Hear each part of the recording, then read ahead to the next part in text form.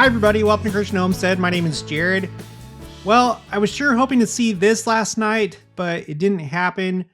I was disappointed, but there are a couple interesting things to talk about that happened yesterday. First, this geomagnetic and radiation storm that came in yesterday. And then there was an unusual earthquake in Illinois, and it came on a very interesting day. So, first, let's talk about the Aurora, and then the radiation storm, and then the earthquake. There's some interesting stuff to talk about. So, I was getting all excited as I was on X, and you can search for words and terms, and then get the latest posts that people are posting on X. And over in Europe, they were seeing some pretty incredible Aurora displays. This was in Berlin. This guy says first time seeing the Aurora near Berlin. Let's see. I'm pretty sure that this was in Europe, even though they don't say where it was. The reason why is because you were getting all the European posts at the same time before it started to be dark here in the United States. But this person says first time seeing Aurora Borealis and got to hold boyfriend's hand. This person says, okay, that was gorgeous. Never seen it in real life. And then this is in Germany, polar lights over Dresden. And there were a lot of pictures like this, of this kind of green shaft or plasma structure or whatever it is. They were getting quite the show over there and pretty far south. So even though we didn't see it here so much in the United States, they got to see it. You have all these examples of people that are seeing it for the first time in person. And I think that that's the point. So I still feel like this is a sign. I feel like all these Aurora events, the two in 2024, the one on November 11th, and then this one that happened yesterday, I feel like they all go together. And it's the Lord communicating to his children. And hopefully some of them pick up on the fact that these are signs in the heavens. We're in unusual times. And they may think more deeply about their lives and prophecy, potentially. You never know how these things are going to affect people. But the Lord knows what he's doing. Now, in the United States, it was visible. I didn't see it myself. I kept going outside and I didn't see it. I was using my phone. Didn't see it. But you have this from Ridgecrest, California. You have this one, Limpasas, Texas. Limpasas is somewhere I always used to go because it's somewhat near Fort Hood in Texas, where I was stationed in the Army. So I miss Limpasas and I miss that central Texas area. But they saw it over there. This is in southeast Arizona. You can see the saguaro cactuses there, and you can barely make it out, but undoubtedly there were people in the United States that were seeing it for the first time for themselves. So it was a pretty, maybe not as spectacular for us as the other events, but it was a pretty spectacular event when it comes to the Aurora. But the other part of this story is this. This is space.com. Earth was just hit by the strongest solar radiation storm in over 20 years. Here's what it means.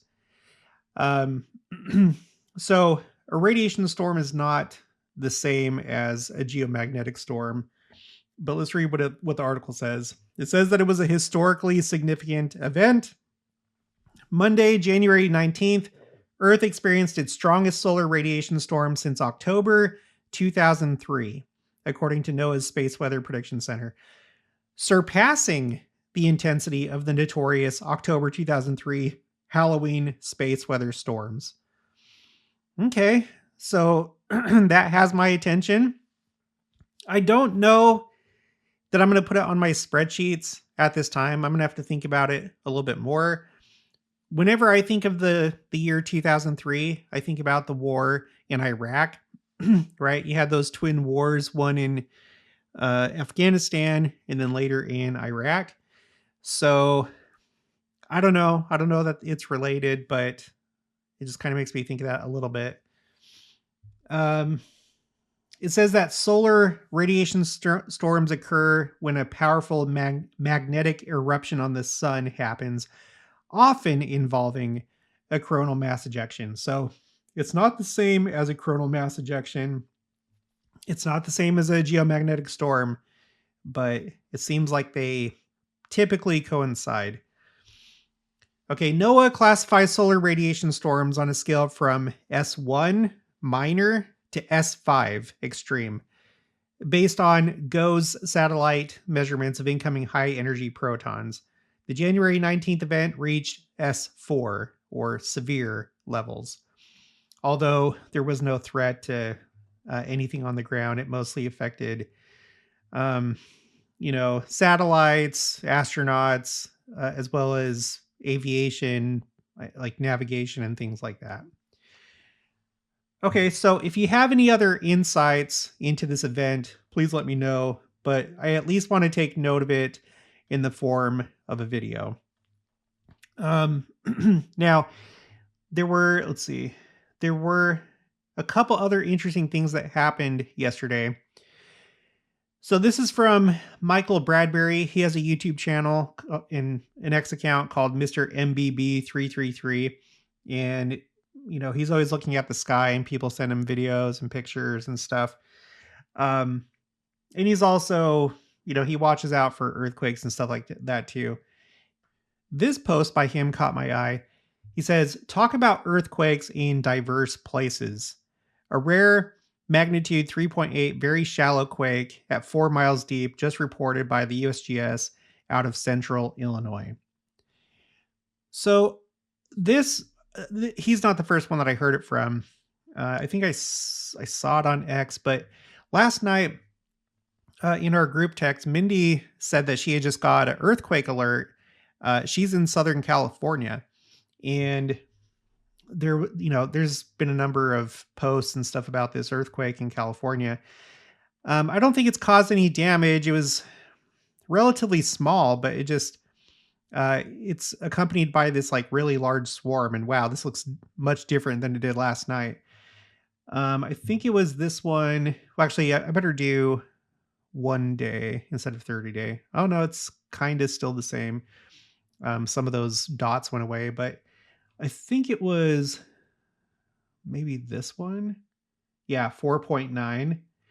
And then you have all these other earthquakes, I guess, that have gone along with it.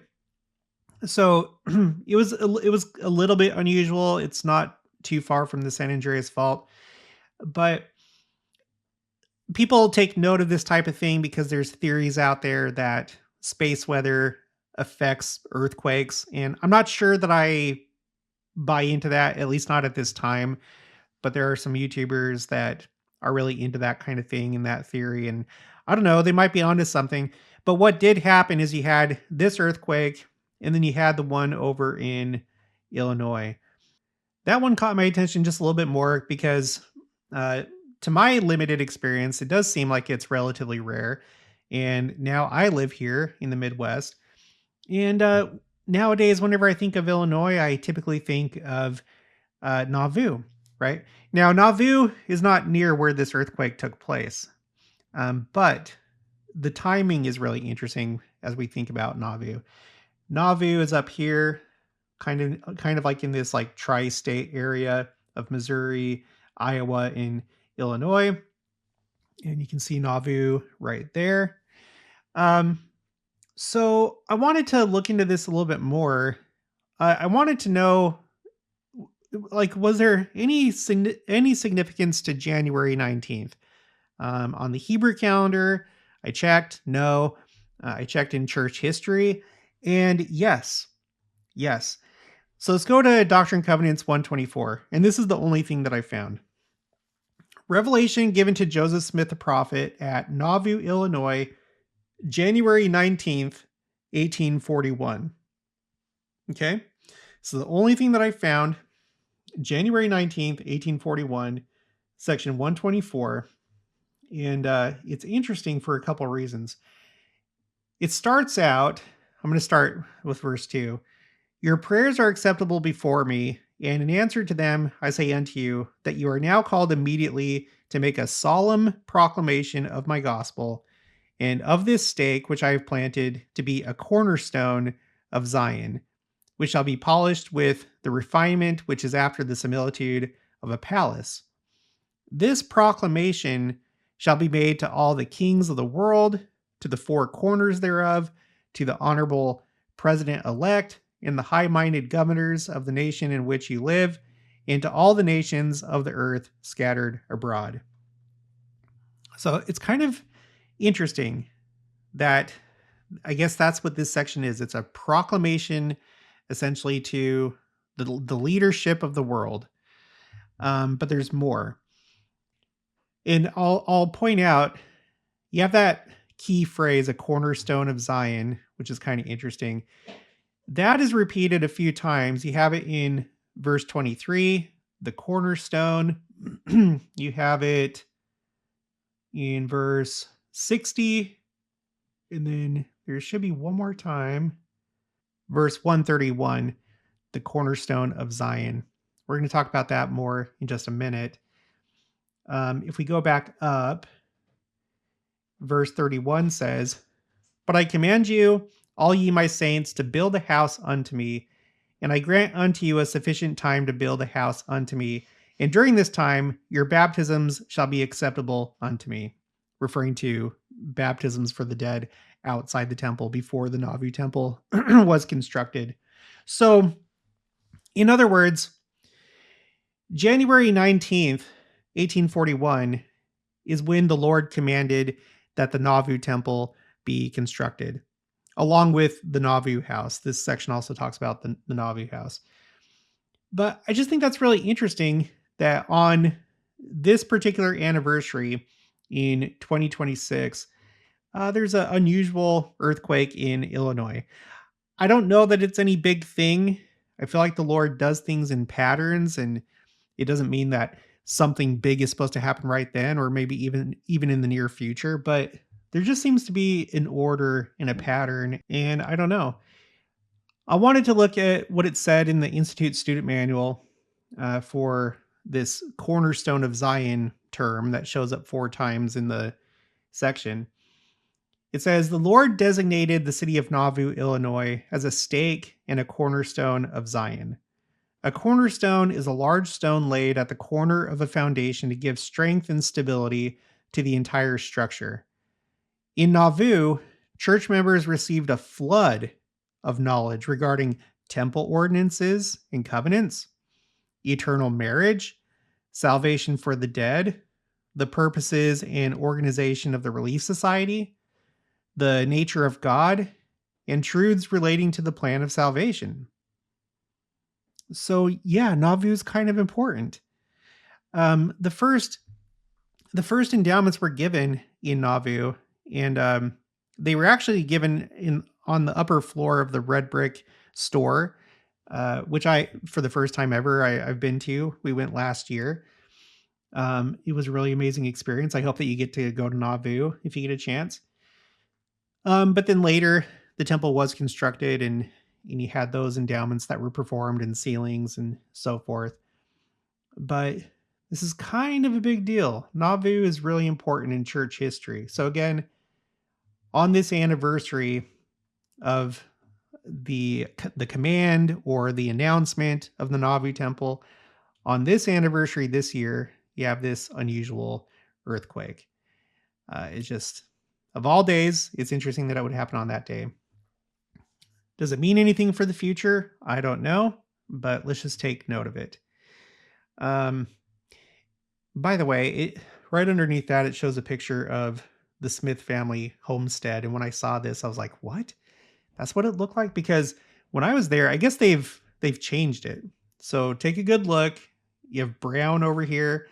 And then on my other channel called Explore Church Sites, it looks like it's been changed and painted white, or maybe they changed out some of the materials or something.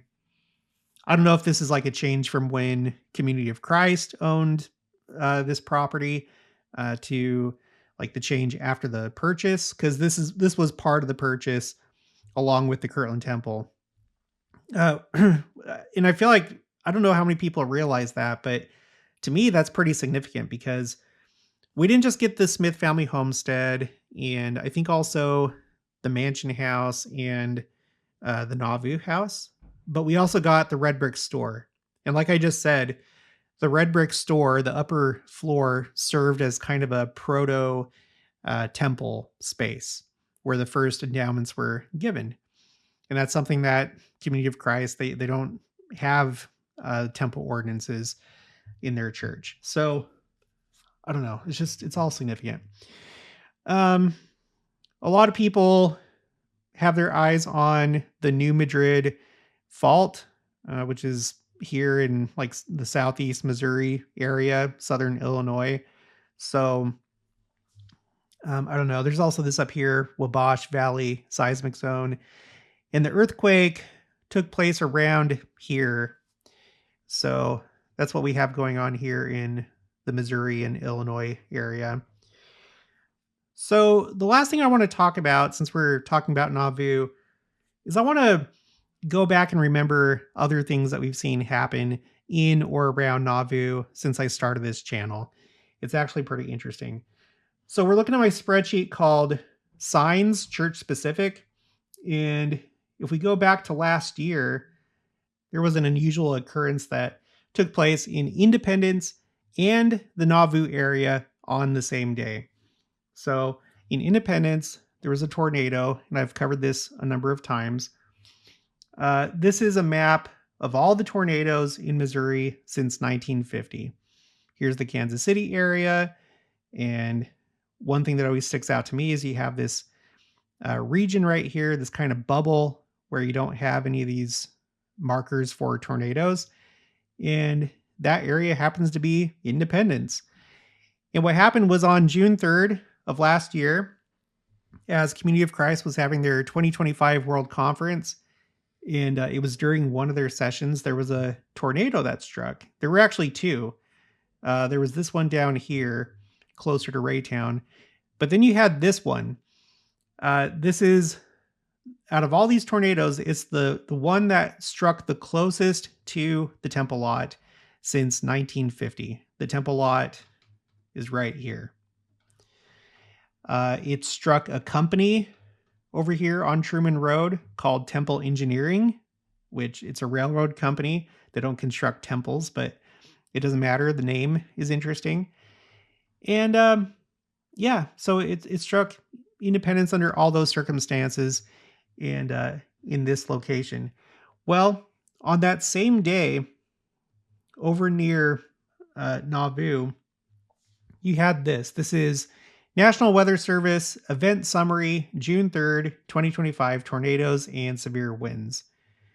And we can go to this one. This is not a map of the area. This is, I guess, 7 other tornadoes that were somewhere else in the state. But the first one that it mentions is this one. It was a EF0 in southeast Iowa near Fort Madison. So let's go to Google Maps. And Fort Madison is on the Iowa side of the Mississippi River and just north of Nauvoo. So the same day that there was a tornado in Independence, the closest one to the Temple Lot since 1950, there was also a tornado really close to Nauvoo. I think that's very strange. And so that's why I have it on this spreadsheet. And then the other one that I have for Nauvoo, this is July 29th, 2023. There was a derecho. A derecho is a straight line of winds that goes for a long ways. I can't remember the requirements, but say something like 200 miles of straight winds that are hurricane force winds. It's not a hurricane, but it's hurricane strength winds. So there was a derecho that hit Nauvoo while there was a pioneer trek going on. And this youth group just happened to get to safety just in time. And I actually interviewed a woman a viewer that lives in Nauvoo. Her name is Elaine Pence, and she told me all about it. First, I saw it in a news article. She was interviewed by, I think, the local news. But then I got in touch with her, and she told me the story in this video. So I'll put a link for this in the description box below. But we played some of the video. These are the youth taking shelter during this Derecho event.